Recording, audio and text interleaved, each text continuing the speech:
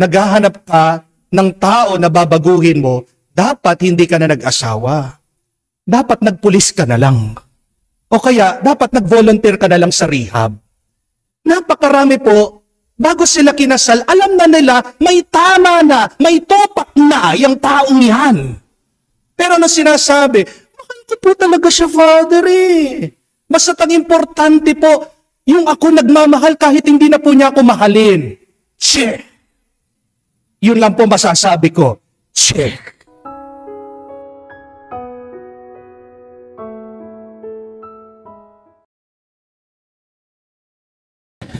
Good morning po ulit sa inyong lahat. Good morning po, Father. And happy Sunday po sa inyong lahat. Palapakan naman po natin ang ating mga bisita na nandito. Maraming salamat po sa inyong pagdating at pakikisalo sa ating banal na misa dito sa parokya ng Santo Rosario. Sabi po nila, may 3 bagay lang daw po ang kailangan natin para tayo ay maging masaya. Ano po yung 3 bagay na yon? We only need 3 things in order to be happy in this life. Una daw po, isang maganda at mabuting trabaho. A good job.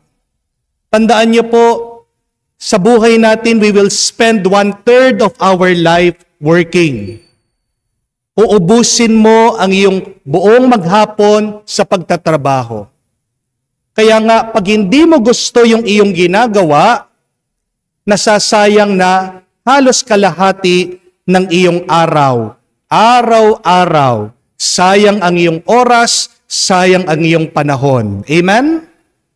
At pag maganda, mabuti ang iyong trabaho, makakatulong yan para sa iyong pang-araw-araw na gastusin. Pag mabuti at magandang magpasweldong trabaho mo, pagtanda mo, meron kang ipon, yan ang makakatulong sa iyo para mabuhay ka ng matiwasay, para magkaroon ka ng komportabling buhay. Amen? Kaya maghanap po kayo ng isang trabaho na gusto nyong araw-araw na ginagawa. A good job. Pangalawa, find a good spouse. Hindi lang po magandang asawa. Hindi lang po mayaman na asawa. Unang-una na dyan dapat mabuting asawa. Amen? Dahil ano po ang sabi ng Book of Proverbs? If you find a good spouse, you will have a good life, and the favor of the Lord will be upon you. Ayan. Yan ang problema na napakarami. Kaya nga hindi sila masaya, kaya nga sila is miserable. Kasi yung kasama nila, hindi nila mahal. Amen? Remember that 1/3 again of your life, you will spend with your wife or with your husband. Opo, pag nagkaroon kayo ng mga anak, papalakihin niyo mga yan, pag-aaral niyo mga yan. Pero, iiwan din kayo ng mga yan. Pagtanda na kayo, sinong katuwang nyo? Sinong kasama nyo? Maghanap po kayo ng mabuting asawa na matitiis nyo ang kanyang ugali. Maghanap po kayo ng asawa nyo na mapapatawad nyo palagi. Ano pong ibig sabihin ng tunay na pagmamahal? Yung kaya mo siyang patawarin ng walang hanggan. Endless forgiveness. That is what true love is. Yung mga iba, sabi, Father, ganyan talaga siya eh. Bayaan nyo na, Father. Susubukan ko, baguhin ko siya. Kung palang naghahanap ka ng tao na babaguhin mo, dapat hindi ka na nag-asawa. Dapat nagpulis ka na lang. O kaya, dapat nag-volunteer ka na lang sa rehab. Napakarami po, bago sila kinasal, alam na nila, may tama na, may topak na yung taong yan. Pero ano sinasabi? Mahal ko po talaga siya, Father eh. Basta ang importante po, yung ako nagmamahal kahit hindi na po niya ako mahalin. Che. Yun lang po masasabi ko. Che. Kasi po, mapapagod ka sa pagbibigay. Hindi po ba? Ang tunay na pagmamahal, dapat nagbibigayan yan. Darating pa rin ang panahon na ikaw ay mauubusan. Kung puro ka bigay ng bigay at wala siyang binibigay sa'yo, ano ka na lang? Hindi ka magtatagal at hindi ka magiging masaya sa buhay mo. Isa lang ang buhay natin. Kaya pakapiliin nyo yung magiging asawa nyo. Amen? Find a good husband or wife. Pangatlo, kahuli-ulihan. Find a good bed. Maghanap ka daw ng magandang, komportabling higaan. Again, another 1/3 of your life you will spend sleeping, resting. Buong araw magtatrabaho ka. Pagkatapos ng trabaho mo, kasama mong asawa mo, pamilya mo. Pagkatapos nun, gabi, anong gagawin mo? Di ba matutulog ka? Kailangan po natutulog tayo 6 to 8 hours. Kasi pag hindi mo napupuno yung iyong oras ng pagpapahinga, nagkakasakit daw ang tao. Hindi po ba karanasan natin to pag hindi ka nakatulog, pagkagising mo, wala ka sa mood. Napakainit ng ulo mo, irritable ka.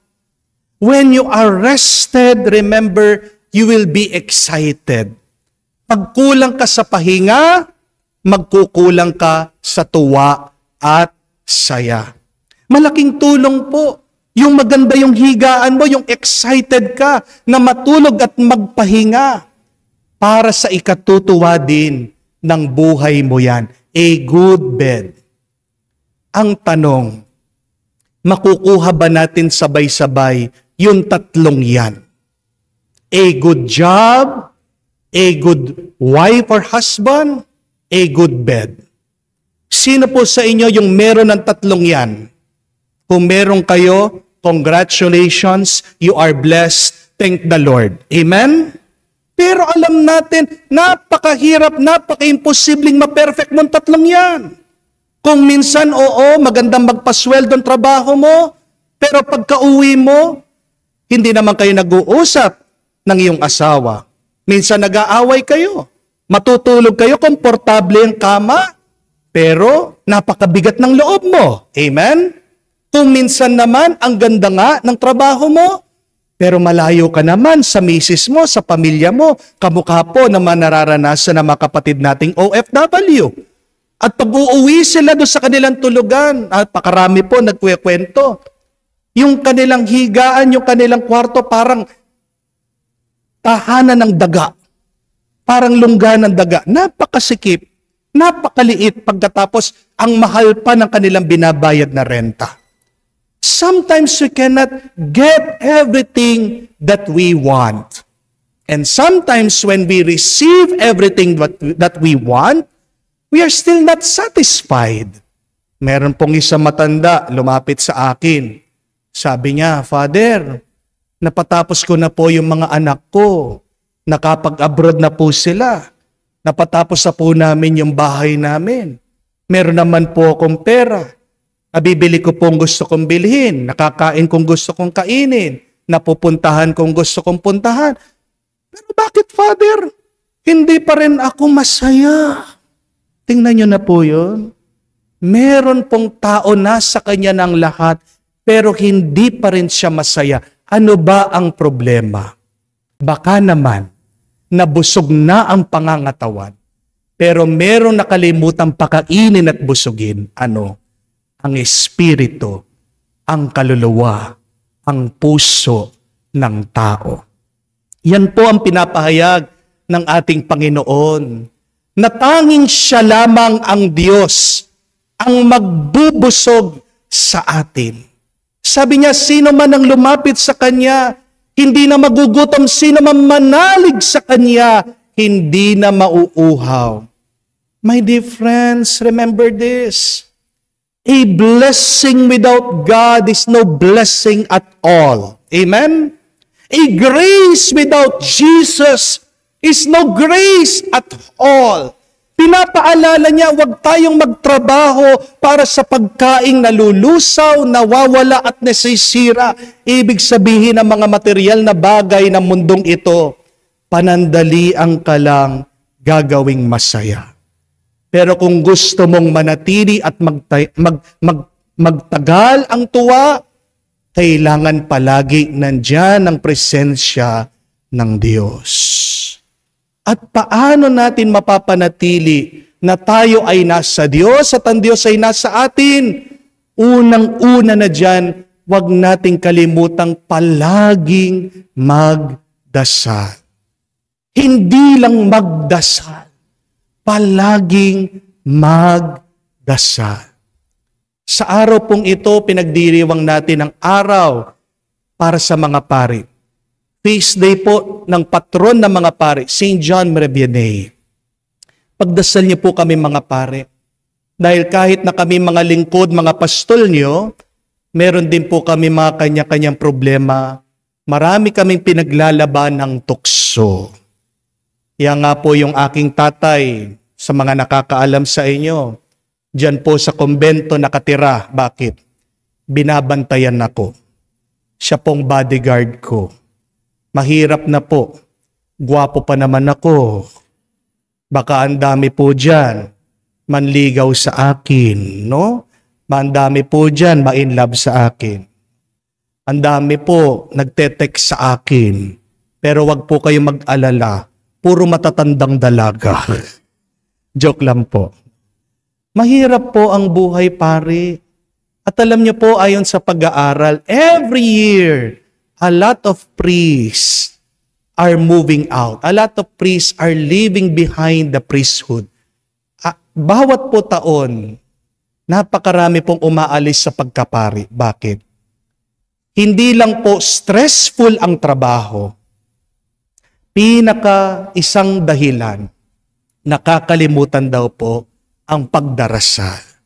Hindi po ibig sabihin na pag tayo ay nandito na sa loob ng simbahan, nagsisimba ka na, pag ginagawa mo ang mga gawain ng simbahan, ikaw ay agad na nagsisimba. No, that is not automatic. Iba pa rin po yung pagdarasal. At napakarami pong pare dahil puro trabaho ng trabaho. Isa po yan sa mga nakakalimutan nila. Bigyan ng oras at pansin ang pagdarasal, pakikisa sa Diyos. Kaya nga po sila ay nagkakamali, sila po ay nagkakasala, sila po ay nagkakaroon ng krisis sa kanilang buhay. But I think this is applicable to all of us. Hindi lang po sa aming mga pari. Baka sa inyo din po. Baka puro na lang trabaho ng trabaho. Baka puro na lang pag-aaral ng pag-aaral. Ang nakakalimutan natin, pinakamahalaga, yung pakikisa natin sa Diyos. Dahil darating din po ang araw, iiwan natin lahat ng ito. Amen?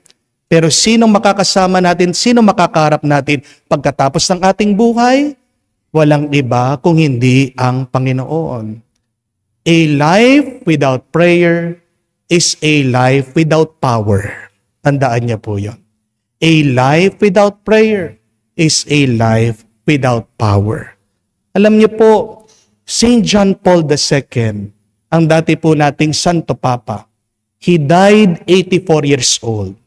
Pero kahit na po dun sa kanyang katandaan, every day, magsimula po nung naging siyang Santo Papa, bago daw po siya magmisa, he would spend 60 to 90 minutes praying.